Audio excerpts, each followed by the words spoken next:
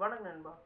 இந்த வீடியோ நம்ம டிஸ்கஸ் பண்ண போகிறோம்னு பார்த்தீங்கன்னா, இட்லி கடை வர்சஸ் காந்தாரா லெஜண்ட் அந்த படத்தோட கிளாஸை பற்றியும், அந்த படத்தில் எந்த படம் வந்து வெற்றி அடைஞ்சிருக்கு, எந்த படம் வந்து இந்த ரேஸில் வந்து தோற்றுருக்குன்றத ஃபுல் டீட்டெயிலாக இந்த வீடியோ நம்ம டீட்டெயிலாக டிஸ்கஸ் பண்ணுவோம். அதுக்கு முன்னாடி நீங்கள் இந்த சேனலுக்கு புதுசாக தான் சேனல் சப்ஸ்கிரைப் பண்ணி பெல் ஐக்கனோட கிளிக் பண்ணி வச்சுக்கோங்க.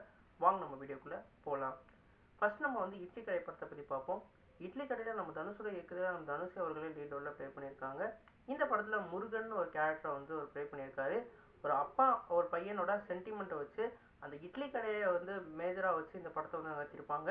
குறிப்பாக வந்து இந்த படம் வந்து ரூரல் ஆடியன்ஸ்க்குலாம் வேறு லெவலில் வந்து செட்டான மூவியாக இருக்குது. குறிப்பாக கிராமத்தில் இந்த மாதிரி ஒரு சென்டிமெண்ட் எப்பயுமே இருக்கும். ஒரு கடைக்கு வந்து தொடர்ச்சியாக போகிற மாதிரியான பயணத்தையும் அங்கே நடக்கிற இன்சிடென்ட்டையும் வந்து இந்த படத்தை வந்து காமிச்சிருக்கனால நிறையா பேருக்கு வந்து அந்த கிளைமேக்ஸும் அதே மாதிரி ஃபர்ஸ்ட் ஹாஃபும் வேறு லெவலில் வந்து ஒர்க் ஆயிருந்ததாக சொல்லியிருக்காங்க. அதனால இந்த படம் வந்து அவங்க வந்து ஃபிக்ஸ் பண்ண அந்த ஆடியன்ஸை அச்சீவ் பண்ணிடுச்சுன்னு தான் சொல்லணும். அந்த அளவுக்கு வந்து ஒரு நல்ல படமாக வந்து நம்ம தனுஷ் அவர்கள் கொடுத்துருக்காங்க. நம்ம தனுஷை வந்து ஏற்கனவே இயக்கத்தில் வந்து 4 படம் வந்து ஏற்றிருக்காங்க. அதில் வந்து வந்து பாப்பாண்டியில் வந்து ஒரு தாத்தாவோட கதாபாத்திரத்தை வச்சு இந்த வயசுலேயும் வந்து லவ்வெல்லாம் இருக்குன்ற மாதிரி ஒரு ஜானர் ட்ரை பண்ணியிருப்பாரு.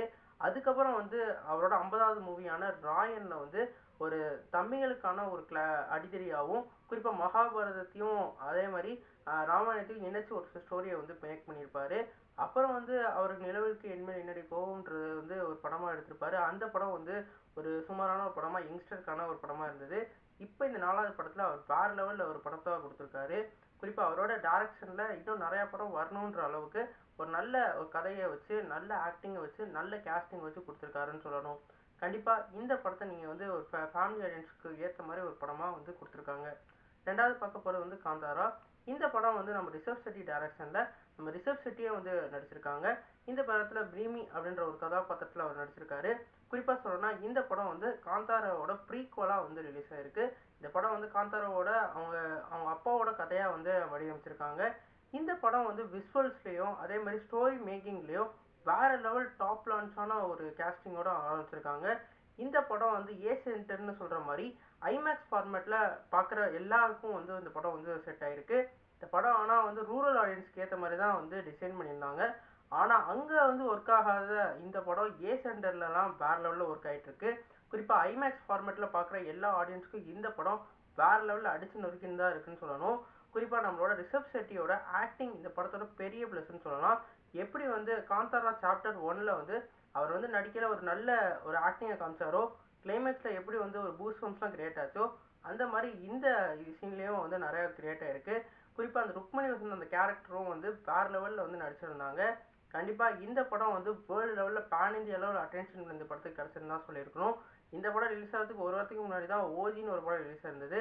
அதனால வந்து இந்த படம் தெலுங்கில் ஓடாதோன்னு நினச்சிக்கிட்டு இருந்தாங்க. இந்த படத்தோட பாசிட்டிவ் ரெஸ்பான்ஸ்க்கு அப்புறம் இந்த படம் தெலுங்குலேயும் வேறு லெவலில் வந்து அச்சீவ் பண்ணிக்கிட்டு இருக்கு. இந்த படத்தோட முதல் நாள் கலெக்ஷனே 80 கோடிக்கு மேலே வந்து சொல்லியிருக்காங்க. கண்டிப்பாக இந்த படமும் வந்து 1000 கோடி அச்சீவ் பண்ணுறதுக்கான வாய்ப்பு இருக்குது. இப்போ சொல்லுங்கள், இட்லி கடை வர்சஸ் காந்தாராவில் எந்த படம் வந்து ஹிட் ஆச்சு, எந்த படம் இந்த கிளாஸில் ஜெயிச்சிச்சுன்னு பார்த்தீங்கன்னா, நம்மளோட இட்லி கடையை வந்து அவங்க டிசைன் பண்ண அந்த ஃபேமிலி ஆடியன்ஸ்க்கு வந்து சாட்டிஸ்ஃபையான மூவியாக இருந்தது. அதே மாதிரி காந்தாரா வந்து ஏ சென்டரான ஐமேக்ஸ் ஃபார்மேட்டில் உள்ள ஏ சென்டர் ஃபார்ம்ஸ்க்கு வந்து இந்த படம் கரெக்டாக இருக்குது. அதனால கண்டிப்பாக நம்ம தமிழ்நாட்டை பொறுத்த வரைக்கும் நம்ம இட்லி கடையை தான் சொல்லி ஆகணும். இந்த ஃபேமிலி ஆடியன்ஸோட க்ரௌடு தான் வந்து எப்பயுமே வந்து ஒரு படத்தோட வெற்றியை கொடுக்கும். ஆனால் வேர்ல்டு லெவலில் வந்து நம்ம பார்த்தா காந்தாருக்கு ஒரு வேறு லெவல் மார்க்கெட் கிரியேட் ஆயிடுச்சு. குறிப்பாக ரிஷப் ஷெட்டிக்குன்னு ஒரு வேறு லெவல் கிரியேட் ஆயிருக்கு. அதனால் வேர்ல்டு லெவலில் வந்து அவர் அச்சீவ் பண்ணுவார். உங்களுக்கு நீங்கள் இந்த 2 படத்தில் எந்த படம் வெற்றியாக இருந்துச்சுன்னு சொல்லிட்டு கமெண்ட் பண்ணுங்கள். இந்த வீடியோ உங்களுக்கு சாட்டிஸ்ஃபை லைக் பண்ணுங்கள். இந்த சேனல் புதுசாக தான் சப்ஸ்கிரைப் பண்ணுங்கள். நன்றி.